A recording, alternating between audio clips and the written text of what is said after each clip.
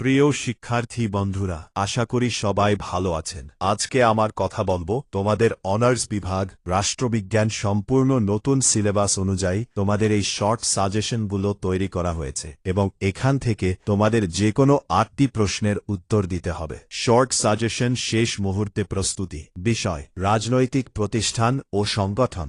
1. রাষ্ট্রবিজ্ঞান কাকে বলে? রাষ্ট্রবিজ্ঞান কি একটি বিজ্ঞান? তোমার উত্তরের সপক্ষে যুক্তি দাও। 2. অস্টিনের সার্বভৌমত্ব তত্ত্বটি মূল্যায়ন কর। 3. রাষ্ট্রের উৎপত্তি সম্পর্কে বিবর্তনমূলক বা ঐতিহাসিক মতবাদটি আলোচনা কর। 4. সংবিধান সংশোধন পদ্ধতিসমূহ আলোচনা কর। 5.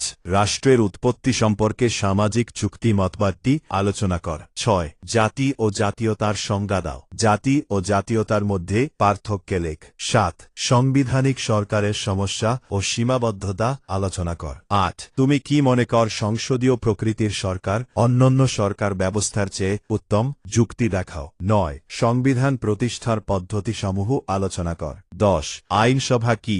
আইনসভার ক্ষমতা হ্রাসের কারণসমূহ আলোচনা কর। 11. আধুনিক গণতান্ত্রিক রাষ্ট্রে স্বাধীনতার রক্ষা কবচগুলো আলোচনা কর। 12. বিচার বিভাগীয় পরালোচনা কি? বিচার বিভাগীয় পরালোচনার গুরুত্ব আলোচনা কর। 13. একটি উত্তম সংবিধানের বৈশিষ্ট্যগুলো আলোচনা কর। 14. বিচার বিভাগের স্বাধীনতা কি? বিচার বিভাগের স্বাধীনতা কিভাবে রক্ষা করা যায়? 15. সংসদীয় সরকার ও রাষ্ট্রপতি শাসিত সরকারের মধ্যে পার্থক্য নির্ণয় কর। 16. ক্যাবিনেটের একনায়কত্ব কি? ক্যাবিনেটের একনায়কত্ব উদ্ভবের কারণসমূহ আলোচনা কর। 17. গণতন্ত্রের সংজ্ঞা দাও। গণতন্ত্রের সাফল্যের শর্তাবলী বিশ্লেষণ কর। 18. আধুনিক গণতান্ত্রিক রাষ্ট্রে নির্বাচক মণ্ডলীর গুরুত্ব আলোচনা কর। 19. গণতান্ত্রিক রাষ্ট্রে বিরোধী দলের ভূমিকা কি হওয়া উচিত? বাংলাদেশের প্রেক্ষিতে আলোচনা কর। 20. রাজনৈতিক দলের সংজ্ঞা দাও। আধুনিক গণতান্ত্রিক রাষ্ট্রে রাজনৈতিক দলের কার্যাবলী ও ভূমিকা আলোচনা কর। 22. আমলাতন্ত্র কি? ম্যাক্স ওয়েবারের আমলাতন্ত্র ব্যাখ্যা কর। 22. ক্ষমতার পূর্ণ স্বতন্ত্রীকরণ সম্ভব নয়, কাম্য নয়, ব্যাখ্যা কর। 23.